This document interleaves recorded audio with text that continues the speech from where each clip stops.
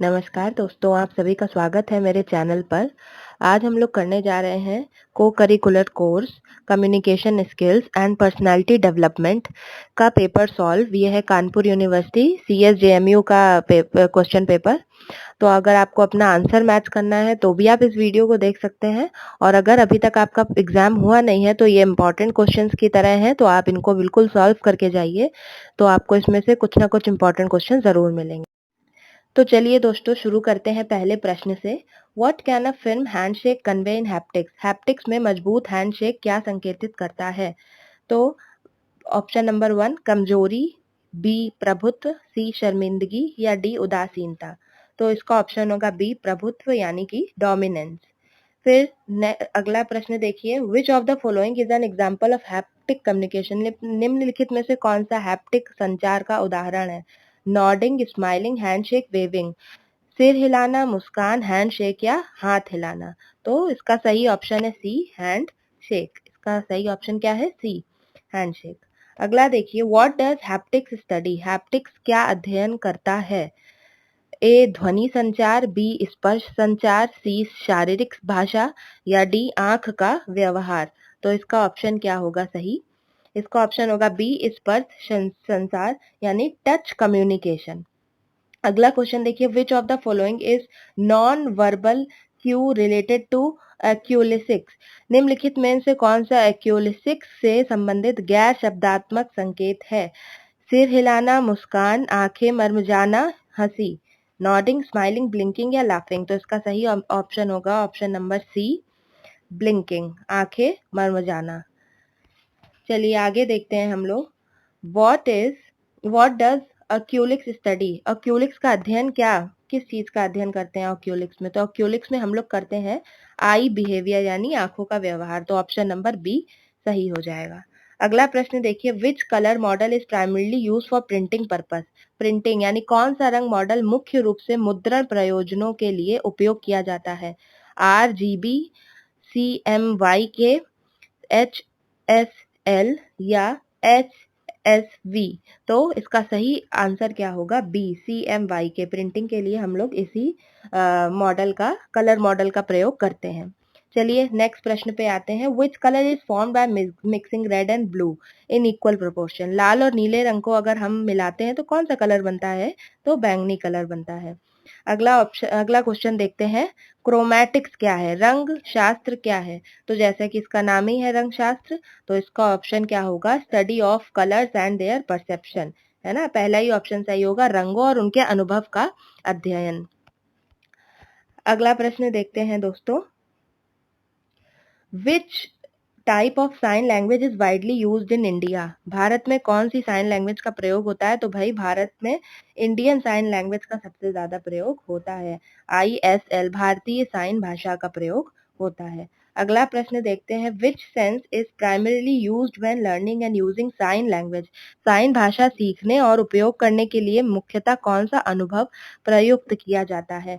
तो साइन भाषा के लिए हम लोग इनमें से ऑप्शन सुनना, क्योंकि भाई जो साइन भाषा है वो डेफ पीपल यानी जो लोग सुन नहीं सकते हैं सही से उनके लिए, तो सुनना तो हो नहीं सकता, ऑप्शन 1 नहीं हो सकता कहीं से भी। ऑप्शन नंबर 2 को छोड़ते हैं। स्मेल, स्मेल करने से हमें सामने वाला क्या सोच रहा है नहीं पता चल सकता, टेस्ट से भी नहीं पता चलता, तो ऑप्शन बी हो जाएगा हमारा टच यानी कि स्पर्श। तो साइन भाषा सीखने और उपयोग करने के लिए मुख्यतः कौन सा अनुभव प्रयोग किया जाता है? तो स्पर्श।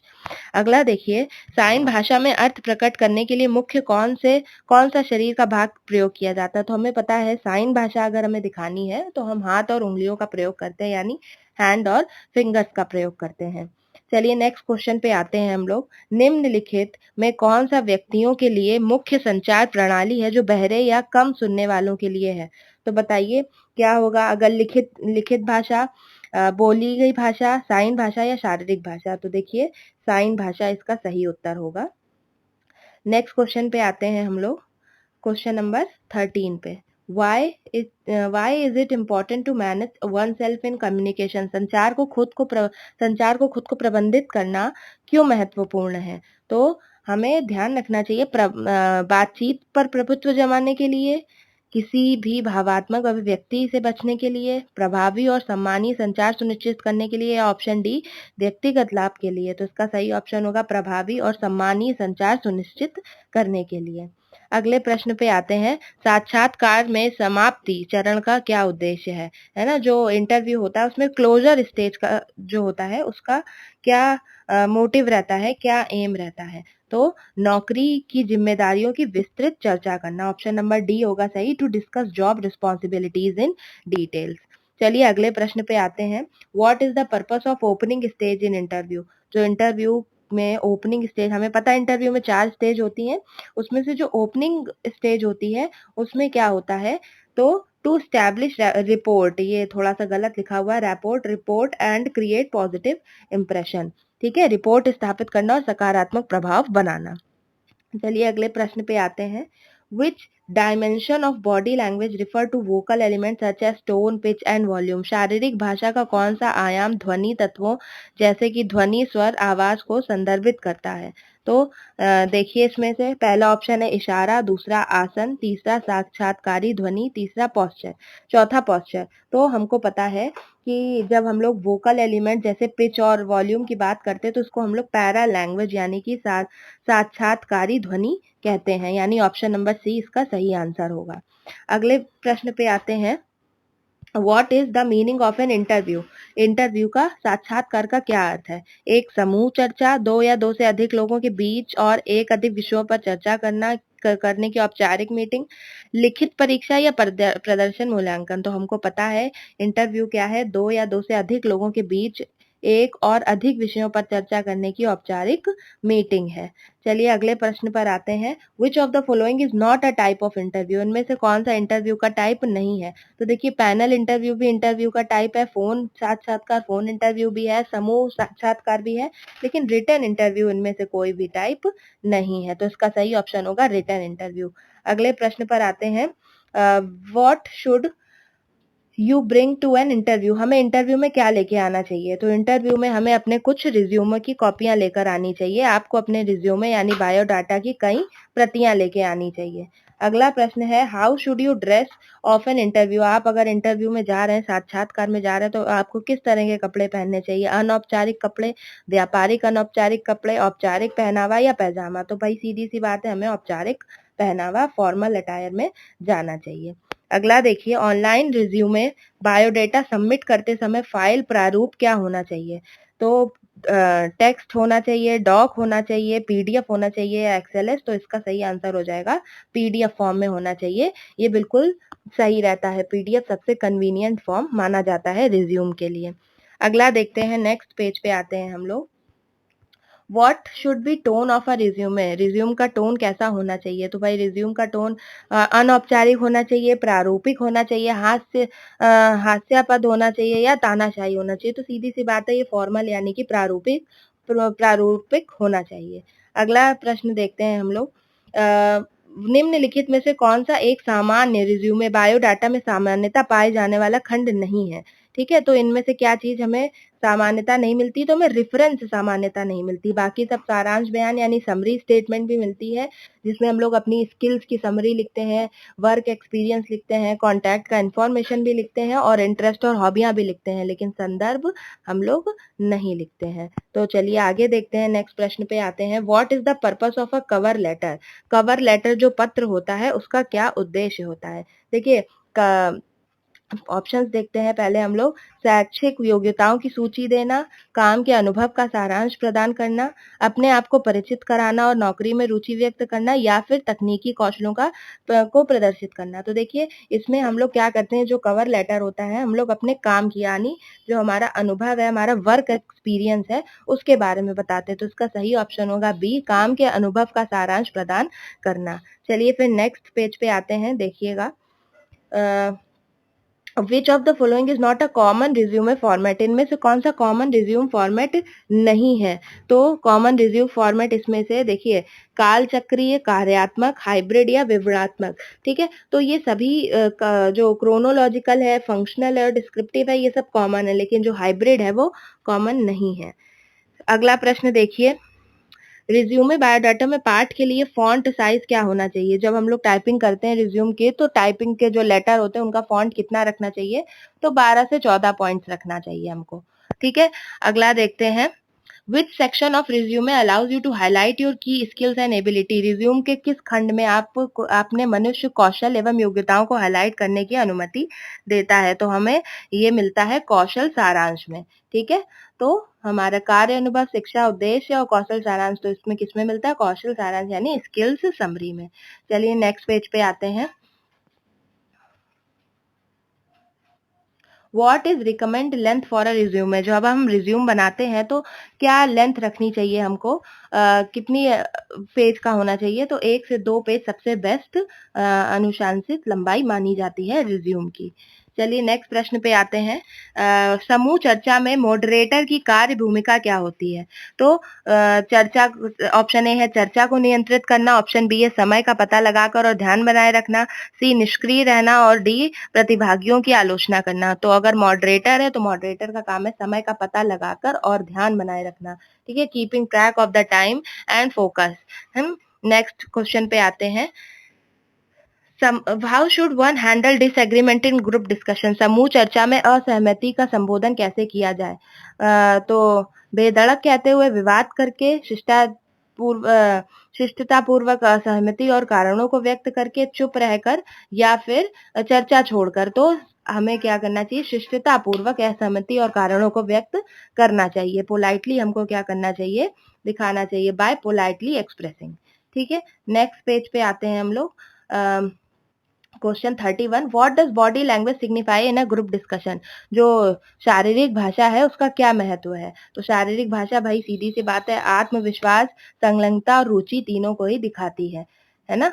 आगे देखते हैं प्रश्न नंबर 32, समूह चर्चा में सक्रिय योगदान कैसे किया जा सकता है? अगर कोई भी ग्रुप डिस्कशन हो रहा है तो उसमें हम लोग इफेक्टिवली कंट्रीब्यूट कैसे कर सकते हैं? ऑप्शन ए है अधिकार करके, ऑप्शन बी सक्रिय रूप में सुनना और प्रासंगिक बिंदुओं को प्रस्तुत करके, सी है चुप रहकर या डी ऊंचे आवाज में बोलकर। तो by active listening and relevant point, यानी सक्रिय रूप से सुनना और प्रासंगिक बिंदुओं को प्रस्तुत करके हम लोग समूह चर्चा में सक्रिय योगदान कर सकते हैं। चलिए अगले प्रश्न पे आते हैं। प्रश्न 33, प्रश्न संख्या 33, समूह चर्चा का मुख्य लक्ष्य क्या है? What is the primary goal of group discussion? तो ऑप्शन ए है व्यक्तिगत कौशल प्रदर्शित करना, एक विषय पर विचार विनय करना, ऑप्शन सी अन्यों के साथ प्रतिस्पर्धा करना या डी ज्ञान का प्रदर्शन करना। तो हम क्या करते हैं ग्रुप डिस्कशन में? आइडियाज को एक्सचेंज करते हैं, to exchange ideas on a topic, यानी एक विषय पर विचार विनिमय करना। चलिए अगले प्रश्न पे आते हैं। सिंटैलिटी क्या है? सिंटैलिटी, ठीक है, तो सिंटैलिटी हमें पता है समूह व्यक्तित्व को ही सिंटैलिटी। दो ऑप्शन होते हैं, व्यक्तित्व और अगला होता है ग्रुप पर्सनैलिटी। तो इसका सही आंसर क्या होगा? ग्रुप पर्सनैलिटी, ध्यान रखिएगा। चलिए अगले प्रश्न पे आते हैं। एक औपचारिक हेयर स्टाइल के लिए बाल को स्थिर रखने के लिए सामान्यतः किस तरह का हेयर प्रोडक्ट प्रयोग किया जाता है? हेयर जेल का, ड्राई शैम्पू का, हेयर ऑयल का या हेयर स्प्रे का? तो इसका सही आंसर हो जाएगा हेयर स्प्रे। बालों को सही जगह पे रखने के लिए हम लोग हेयर स्प्रे का प्रयोग करते हैं। अगले प्रश्न पे आते हैं। पुरुषों के लिए एक औपचारिक दिखने वाले बालों के साथ आमतौर पर कौन सी हेयर स्टाइल संबंधित है? क्रू कट, चोटी, ड्रेडलॉक या मोहॉक? ठीक है, तो इसका सही आंसर क्या है? Crew cut. ये तीनों ऑप्शन हमारे गलत हैं। ठीक, अगले प्रश्न पे आते हैं। What is the function of SPF in sunscreen? जो सनस्क्रीन में एसपीएफ होता है उसका क्या यूज होता है? तो त्वचा को यूवी किरणों से सुरक्षित करना। ठीक है, सनस्क्रीन गर्मी है तो हम लोग सनस्क्रीन लगाते हैं, किस लिए? ताकि हमारी स्किन को यूवी किरणों से क्या मिले? सुरक्षा मिले। अगले प्रश्न पे आते हैं। ऊपर की ओर संप्रेषण में सम्मिलित नहीं है, तो क्या नहीं सम्मिलित है? Media upward communication do not include, option A memo, option B सुझाव, ऑप्शन सी शिकायत, ऑप्शन डी प्रत्यक्ष विचार विमर्श करना। तो इसमें सुझाव भी शामिल है, शिकायत भी शामिल है, प्रत्यक्ष विचार विमर्श करना भी शामिल है, लेकिन इसमें मेमो जो है वो शामिल नहीं है। अगले क्वेश्चन पे आते हैं। The main objective of training is to, प्रशिक्षण का मुख्य उद्देश्य क्या है? तो प्रशिक्षण का मुख्य उद्देश्य है सभी, ये सभी ज्ञान एवं कुशलता का विकास करना, सूचना प्रदान करना, दृष्टिकोण को परिवर्तित करना। तो उपरोक्त सभी यानी all of the above. Job evolution मूल्यांकन, कार्य मूल्यांकन का अर्थ क्या होता है? तो कार्य मूल्यांकन का अर्थ होता है कार्य का विश्लेषण, ठीक है, एनालिसिस ऑफ जॉब। चलिए नेक्स्ट पेज पे आते हैं हम लोग। What is the which of the following is an example of non verbal communication during a group discussion, ठीक है। तो अब ग्रुप डिस्कशन समूह चर्चा के दौरान गैर भाषिक संचार का कौन सा उदाहरण है? तो सहमति में सर हिलाना। देखिए नॉन वर्बल क्या हो गया, जिसमें हम बोल ना रहे हो। तो एक स्पष्ट प्रश्न पूछेंगे तो भी बोलेंगे, एक अच्छी ढंग से संचरित तर्क प्रस्तुत करेंगे तो भी बोलेंगे, और अगर हम मुख्य बिंदुओं का संक्षेपण करेंगे तो भी बोलेंगे, लेकिन सर हिलाते वक्त हम बोलेंगे नहीं, तो यही एक नॉन वर्बल का एग्जाम्पल हो जाएगा। फिर अगला आते हैं क्वेश्चन नंबर 42 पे। समूह चर्चा के दौरान असहमति को संबोधित करने के लिए कौन सा उत्पादक तरीका नहीं है? ठीक है, तो कौन सा सही तरीका नहीं है? दूसरों के विचारों को अनदेखा करना, इग्नोरिंग अदर्स ओपिनियन, ठीक है। बाकी भिन्न दृष्टिकोणों को सम्मान पूर्वक स्वीकार करना, ये सही बात है। साक्षात्कारों के साथ प्रतिक्रियाएं प्रस्तुत करना, ये भी सही बात है। और समझौते के लिए समान माध्यम खोजना, ये भी सही बात है। लेकिन दूसरे के विचारों को अनदेखा करना, ये क्या है? गलत है। अगले प्रश्न पे आते हैं हम लोग। प्रश्न संख्या 43। सफलता के लिए परिधान पहनने का क्या उद्देश्य है? ठीक है, what is the purpose of dressing for success? Option A है to confirm social norm, societal norms, B है to express individuality, C to express a positive impression, और डी है टू डिसरिगार्ड प्रोफेशनलिज्म, ठीक है। तो इसका सही ऑप्शन क्या है? एक सकारात्मक प्रभाव डालना, एक सकारात्मक प्रभाव डालना। नेक्स्ट प्रश्न पे आते हैं, प्रश्न संख्या 44।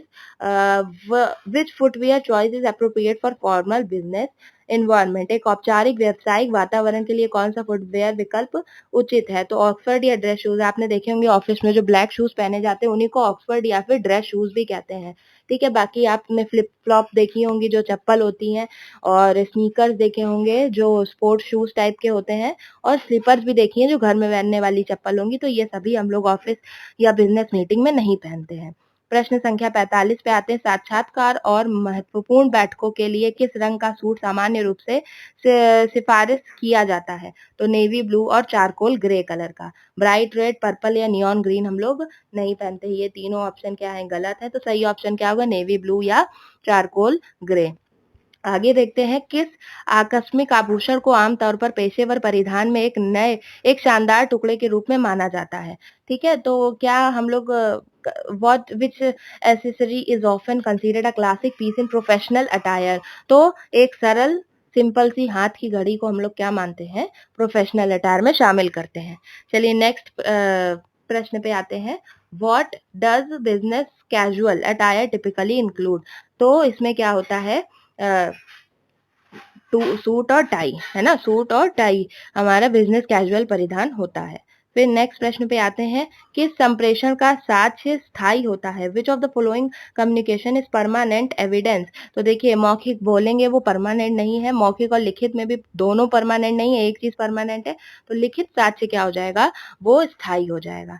नेक्स्ट में आते हैं, आवेदन पत्र को कहा जाता है? आवेदन पत्र को हम लोग सेल्स लेटर, विक्रय पत्र भी कहते हैं, ठीक है। लैंग्वेज इज एप्लीकेशन लेटर, ठीक है। लैंग्वेज जो है वो कैसा एप्लीकेशन लेटर है? संक्षिप्त, ठीक है, शॉर्ट एप्लीकेशन लेटर है। तो आज हम लोगों ने कुल 1 से लेके 50 क्वेश्चन CSJMU यानी CSJMU कानपुर यूनिवर्सिटी के खत्म कर लिए हैं। अगर आपने पेपर दिया तो आप आंसर की तरह मैच करिए, और अगर आपका एग्जाम होने वाला है तो ये सब इंपॉर्टेंट क्वेश्चन है, क्योंकि सभी यूनिवर्सिटीज में अगर आप देखेंगे तो कुछ ना कुछ मिक्स होकर ही आता है, तो आपको इससे जरूर हेल्प मिलेगी।